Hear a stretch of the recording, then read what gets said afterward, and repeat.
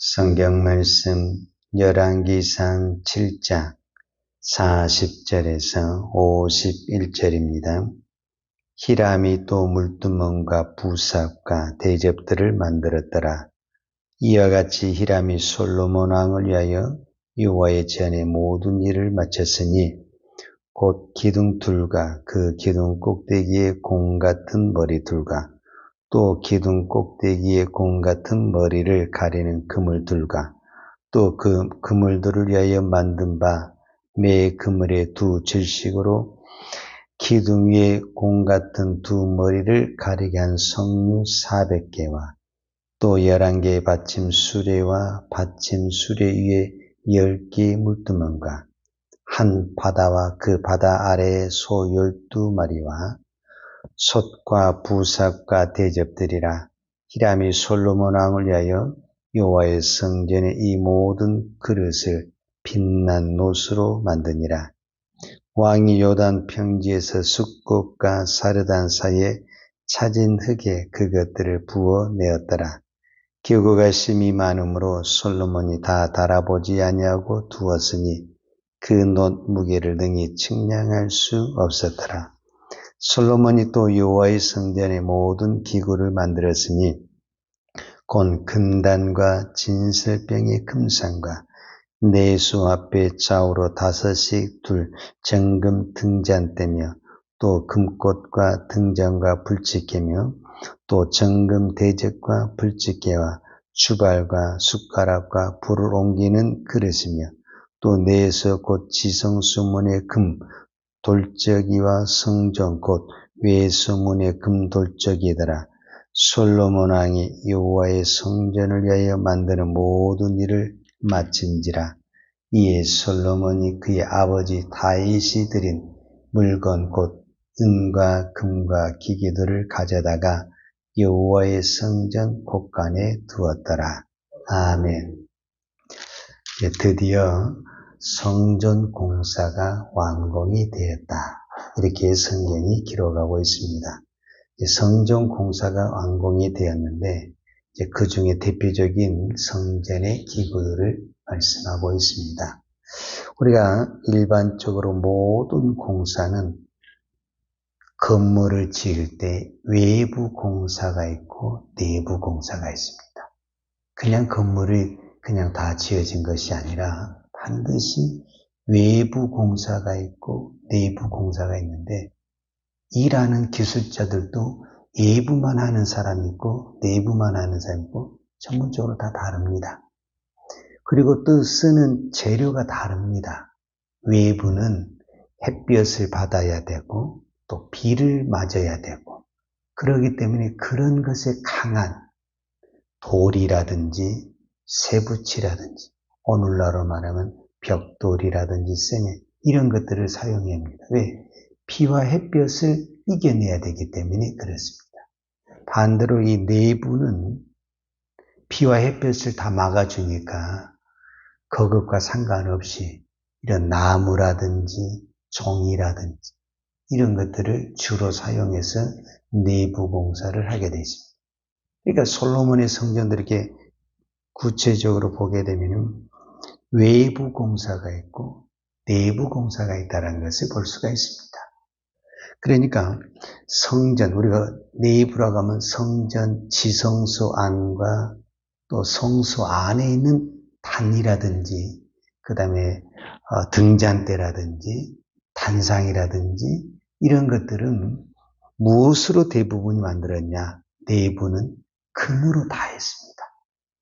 그러나 성전 밖에, 그러니까 성소 밖에 두 기둥, 야긴, 보아스, 바다 만들었던 바다의 받침, 물두멍, 10개 이런 것들은 다 무엇으로 만들었냐? 노수로 만들었습니다. 그래서 성전 내부와 성전 외부의 공사가 이렇게 자료들 부분에서 좀 다르게 나타났다라는 것을 볼 수가 있습니다. 그런데 어찌됐든 두 가지의 재료가 나오는데 첫 번째는 밖에는 거의 무엇으로 했다? 노수로 했다. 노수로. 안에는 거의 무엇으로 했다? 금으로 했다. 근데 이 놋과 금이 거의 비슷하잖아요. 강도에서 약간 차이지만, 근데 이 두 가지를 다 다루는 사람이 있었는데 그 사람이 두로 사람 히람이었다라는 것을 볼 수가 있죠.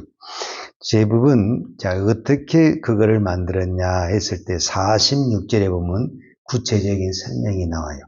왕이 요단 평지에서 숫꽃과 사르단 사이에 차진에게 그것들을 부어 내었더라. 이렇게 이야기했거든요. 그러니까 뭐냐면은 우리가 예를 들어서 그 밑에 이제 구체적으로 뭐 어떤 그릇이라든지 대접을 만들 때 그것을 어떻게 만들었냐라고 말을 했을 때 왕이 요단 평지에 있는 차진흙, 오늘 우리로 말하면 진흙 같은 것이 아주 매끄럽고 좋은 그릇, 진흙으로 먼저 어떤 틀을 맙니다. 틀을 만든 다음에 놋이나 금을 거기다가 부으면 그대로 거기서 이렇게 나오는 그런 형식으로 만들었다라고 설명하고 있습니다. 그런데 또 47절에 보면 기구가 심히 많으므로 솔로몬이 다 달아보지 아니하고 두었으니 그 놋 무게를 등이 측량할 수 없었더라. 그러니까 성전 공사를 7년 동안 하면서 수많은 놋과 금이 들어갔어요. 그런데 오늘 마지막 성경에 보면은 그것이 측량할 수도 없었고 그 다음에 쓰고도 남음이 있었다. 이렇게 성경이 기록하거든요.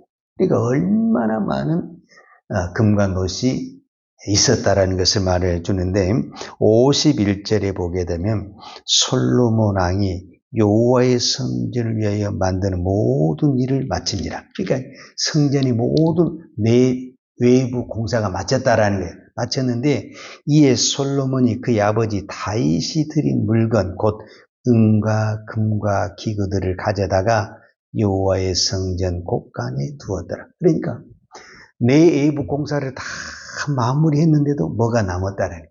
금과 은과 우리로 말하면 건축 자재가 많이 남아있었다라는 거예요. 그것은 무엇을 말해주냐면 그만큼 다윗이 엄청난 많은 양을 하나님께 바치고 준비했다라는 것을 볼 수가 있어요. 자, 그 대표적인 것을 이제 구체적으로 역대상에서 다윗이 어떻게 하나님 앞에 드렸는가를 볼 수가 있는데 역대상 22장 14절에 보면 내가 환난 중에 여호와의 성전을 위하여 금 10만 달란트와 은 100만 달란트와 놋과 철을 그 무게를 달 수 없을 만큼 심히 많이 준비하였고 또 목재와 돌을 준비하였으나 그랬어요. 그러니까 금, 은, 놋, 목재, 나무 다윗이 뭐라고 해요? 무게를 잴 수 없을 만큼 하나님 앞에 드렸다. 여러분 우리가 신약 성경에 달란트 비유가 나오잖아요. 그 한 달란트, 두 달란트만 해도 그것이 어마어마한 양이거든요. 그런데 오늘 성경에 보면 이건 한 달란트, 두 달란트가 아니라 10만 달란트, 100만 상상이 안 되는 거예요. 상상이 안 돼. 그 많은 것을 누가? 다윗이 하나님 앞에 드렸다. 그런데 다윗이 어떻게 그러면 이 많은 것을 다윗은 어디서 이거를 많은 것을 낳냐 그 말이죠. 다윗은 평생 무엇을 했습니까? 어떤 부분에는 전쟁을 했어요. 전쟁. 그럼 다윗이 도대체 언제 이 돈을 이 금덩어리 은덩어리를 언제 다 모았는가 이렇게 말을 했을 때 거기에 대해서 답변이 어떻게 나오냐면 역대상 22장에 나오는데 다윗은 수많은 전쟁을 했는데 그 전쟁마다 다 이긴 거예요. 어떻게 이겼냐? 성경에 이렇게 표현됐어요. 다윗이 다메섹 아람의 수비대를 두매 아람 사람이 다윗의 종이 되어 초공을 바치니라. 다윗이 어디로 가든지 여호와께서 이기게 하시니라. 그러니까 다윗이 전쟁만 하면 다 이기는 거예요. 이기면 뭐가 생기는 겁니까? 전리품이 생기는 거예요. 그리고 또 이기면 뭐합니까? 그 진나라에서 다 조국을 바치는 거예요. 여러분, 조공을 바칠 때 못 바칩니까? 다 비싼 거 바치는 거예요. 금덩어리, 은덩어리 이런 거 바치는 거예요. 그러니까 하나님이 다 다윗은 어떤 부분에서는 전쟁만 했는데 하나님이 다 부어주시는 거예요. 그러니까 다윗은 아는 거예요. 이 전쟁은 하나님이 하셨고 이 모든 것을 주신 것도 누구라는 것을 아냐면은 하나님이라는 걸 아는 거예요.